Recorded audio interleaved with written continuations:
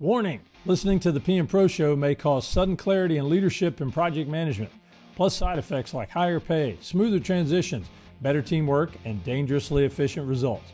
I'm Tim Dalhouse, retired U.S. Marine and founder of PM-ProLearn, where we bridge the gap between the battlefield and the boardroom. Each episode delivers battle-tested strategies for success to help you lead, transition, and train like a pro. Welcome to the PM-Pro Show. Gear up with us to suck less and win more.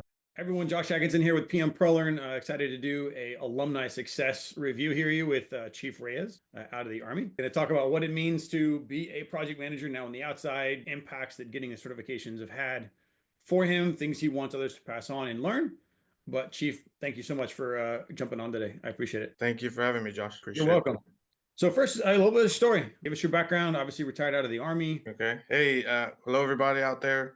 My name is Uriel Reyes. I am a 20-year Army veteran, retired in August of 2024. I was a Chief Warrant Officer. My last assignment was working with the Prime Power Unit out of Fort Belvoir, Virginia, where was mainly a project management position, leading electrical medium voltage teams throughout the Middle East, throughout the nation, responding to hurricanes, responding to any power mission that is required in the continental United States. And it was a very challenging position. I loved it, and that helped me transition to the outside project management world. So really appreciate that. Again, 20 years throughout my career, I served in project management positions I started off as a construction foreman, E5, E6 level. Then I went up to some first class, where I transitioned from senior enlisted over to warrant officer, and getting the more technical aspect of all construction management / project management. I got to lead a survey and design detachment in Fort Hood, Texas, and that's where I decided I needed the PMP. And that was in May of 2022. Well, that's when I took the 35-hour boot camp. And yeah, my boss, he's like, hey, can you please put together a PMP course for the senior leaders, those in project management positions, which I believe that once you make the team leader level, E5, E6, you start doing all project management processes, leading ranges, etc.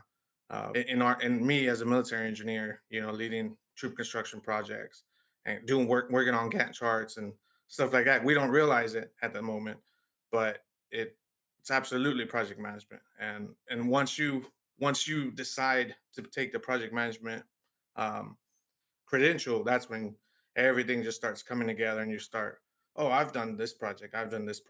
So that basically my career. I was told to do it.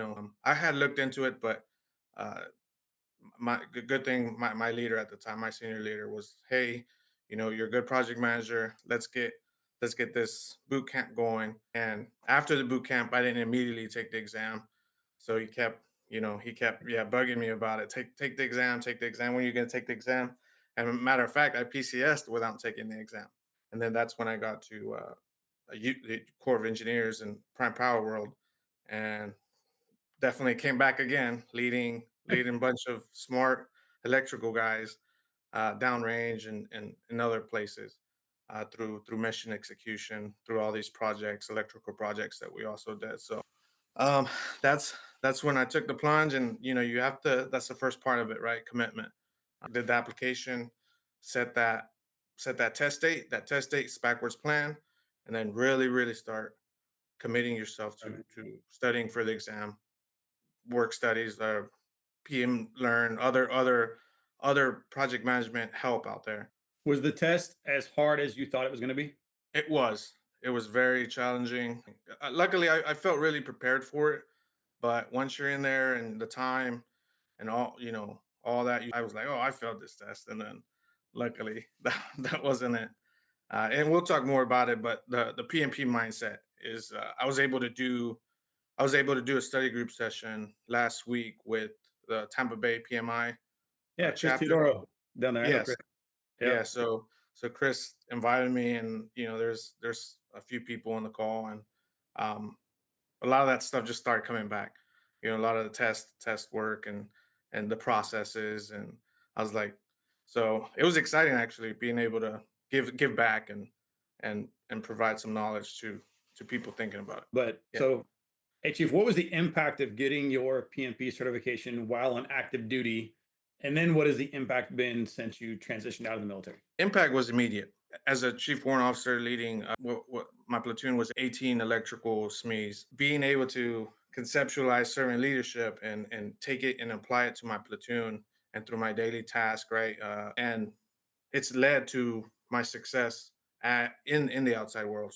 So now you have that credibility after. So I had the PM experience being a leader in the military and leading projects, but now I have the credibility. It validates my experience, and that's what the PMP credential is. That's awesome. How much of an impact do you think being certified had for you getting hired now outside the military? I wouldn't have been offered the positions I was offered if I didn't have the PMP. I don't think straight transit going from a PM going from retirement straight to a PM role is challenging.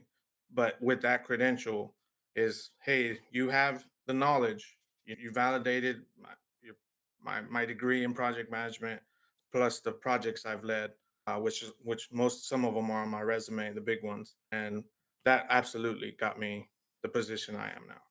That's awesome. So, what are the differences, right? I mean, we talked a little bit earlier, but what is it like now being a project manager as a civilian? What's the same? What's different? What are the challenges, and what are you learning now? I think in the military we didn't see the money, right? We deal with a budget, maybe not labor cost, but we deal with Equipment material cost. cost. Yeah. So and that's 100% the most challenging thing. That now your resources, um, putting all this together and actually making a budget for this project, coming up with the schedule. In my case, I'm a design PM working with federal projects, so I have to provide the government with a design schedule, and I have to stick to it. I have to stick to the cost that we agreed on. I have to stick to, you know, just all the requirements. I have deliverables, milestones, a lot of the stuff that are in the PMP exam. PMP training, training. For me, when I left the military and got into industry, was labor hours, right? I don't think veterans truly realize that the most expensive thing you'll ever have on a project is people, because the people are just there, right, in uniform. Yes. So that to me was a shift. And then trying to track, is it straight time, halftime, or overtime, or time and a half, or like, when are they working? Is it daytime or weekend? So Yeah, and I got a good example for that, Josh. For example, in the military, I'll talk real quick about a construction project. So they're on in garrison in our office building. The team who they wanted a porch. I think materials was only, I would say 15,000 or something like that in materials. But the labors, right? We tasked up one of our engineering vertical platoons to construct it, and I was more of the QC level of the project. We're like, hey, this is gonna provided them a sample gap chart. Obviously, the platoon leader will take it to the next level in the Gantt chart, but we estimated a certain amount, few guys here and there, maybe a squad, and I go out there, do my QC checks, and nothing against it, right? They had 40 people working on this. And, again, mentorship through squad leaders, and like, hey, are we using these people effectively? This is all money. I just see dollar signs. I did need So that project should have, if we would have quoted it, maybe it would have been $40,000 with labor and all that. But what I explained to the NCOs and the leaders are like, hey, this turned out to be $120,000 deck, because if we add up all the laborers you had, all the hours you took, um, this so again, and that reverts back. That cannot happen in the construction world, engineering world, I would say IT, right? well, it So can't really we happen anywhere. I mean, Yeah. and that's one of the ways. I mean, so more combining of like lean into PMP or lean six into PMP and the projects. When I was doing construction, it's always a battle, right? Superintendent wants to bring an extra two guys, and you're like, I want two guys less. So there's always this push and pull between the PM and the super. Um, of how much is needed, but where we found a lot of savings was looking at equipment and how things got built, right? The sequence of build, the engineering tools used. I remember one project I worked on, the initial design talked about hard welding 8-inch tube steel to this frame. And then I walked the job site and I was like, you know how long it's going to take to do that, to grind everything off, to fire blanket everything, I mean, sure, engineering wise, it worked. Like it would have Yeah. met the spec from the engineer. But when you look at the time and extra resource to build it, so instead we went back and designed a bolt-on collar device that was hand carryable with no heavy equipment, no welding, no grinding, anything else. And by looking at how it got built, we actually doubled profit because it took half the amount of time and only 75% of the original labor, because now I don't need extra watchers to look at Firewatch. I don't need extra people. So what are things you're seeing right now in your world that maybe kind of resemble that, of like, government optimization versus government desire, team desire, and sizing and all that kind of stuff with estimates? Yeah, can't get into specifics, but with working with architects and engineers, they ask them, hey, how long? Here's the scope. How long do you estimate? How many hours uh, will this take? And everyone, again, I don't know efficiency rates yet, which is something we try to. Yeah. We know which one of in other type of projects, right? I know my best carpenter. I know my best mason guy. I know my best. Uh, Whoever who can build trusses the fastest in a vertical sense. But me, I'm still learning on the team, and my team is dispersed throughout the country. So it's challenging. It's challenging figuring out these things and delivering these projects. And I enjoy the challenge. It's just something that as an individual, again, and this reverts back to commitment for this PM exam, right? The expectation. There we go.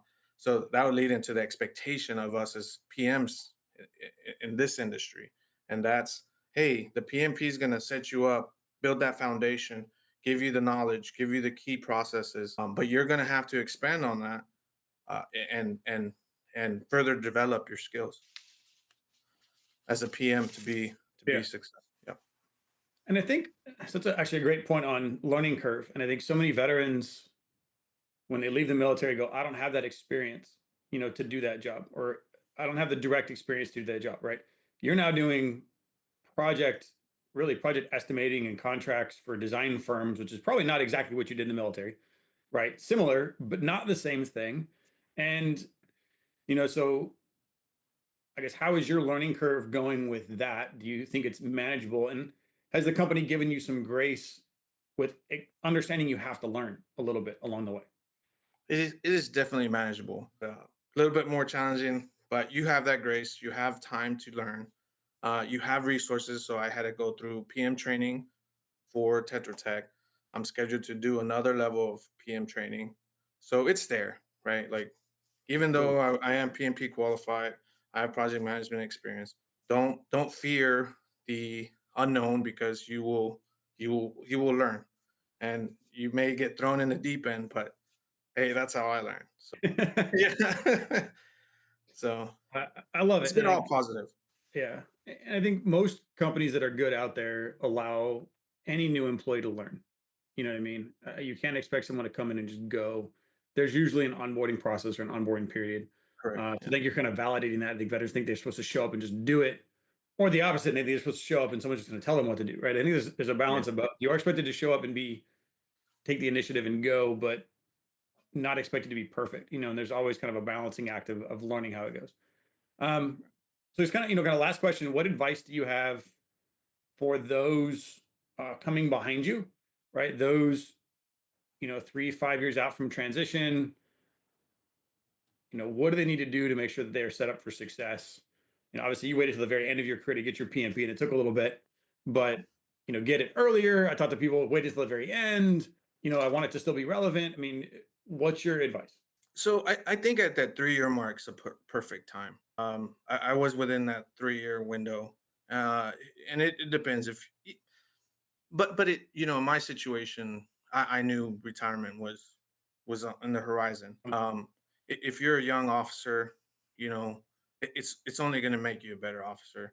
Like you it's going to make you a better officer, even if you're a staff sergeant first class. That's my opinion, right? Staff sergeant first class should start really looking into it. It's going to give you just necessary skills to be a better time manager, better time management, organization, understand processes.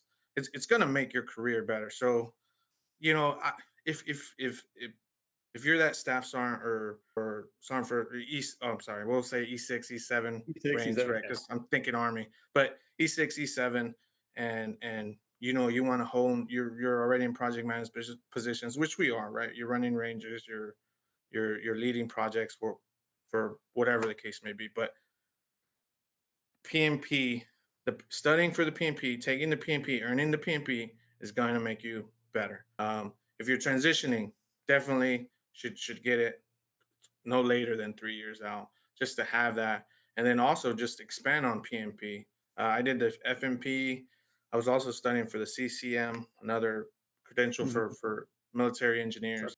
Yep, so I'm scheduled to take that, you know, and I've been kicking that. I kicked the can down the road, which is not good, but so now I'm really focused on backwards planning and studying for that exam.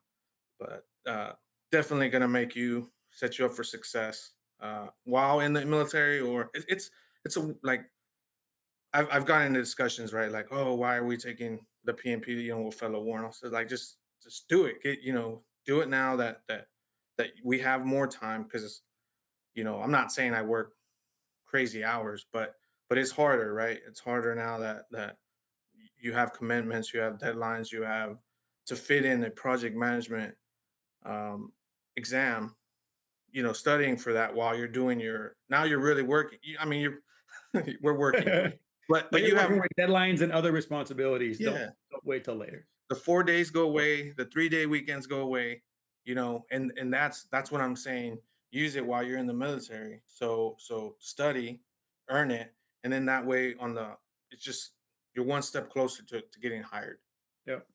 I appreciate that feedback, and I think for me, the biggest reality set in is that, I went from logistics in the Marine Corps to construction, which was, again, I worked with prime beef.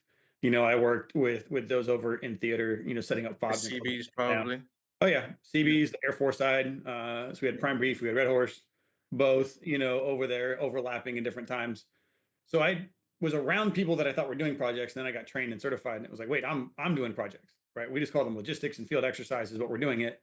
And then going into construction right after, it really felt like the same job, right? Instead of a field exercise, it was moving, 500,000 pounds worth of equipment or other things, but it felt very at home. But there are differences, right? There were, tracking hours was the hardest thing to figure out. Okay, what hour do I bill on what project based on what cost, cost line number, and in managing some of the reporting things was more different. Um, but then I also realized it had more closely aligned to food service. And people think I'm crazy on earned value management, but tracking Oh, MRE consumption that I was buying, we were paying for it, but then it was how fast am I using this finite resource relative to what I expected it to be, and having to report every single day on consumption. And I was like, wait, this is just like dollars, only I have to do it across more areas. But it wasn't that foreign. I thought it was foreign, and I'm like, wait, it kind of isn't, and then I moved on to consulting and I an entrepreneur, and I'm like, wait, I'm still running projects. So, yeah. even if you're not going right into a technical PM role like you did, I think the skills of project management, at least for me, I've seen everywhere. Again, stakeholder management, problem solving, scheduling, reporting, cost tracking. I mean, cost tracking doesn't change whether you're a PM or HR, right? Like you're still managing budgets, you're still managing people, and those people have hours and wages.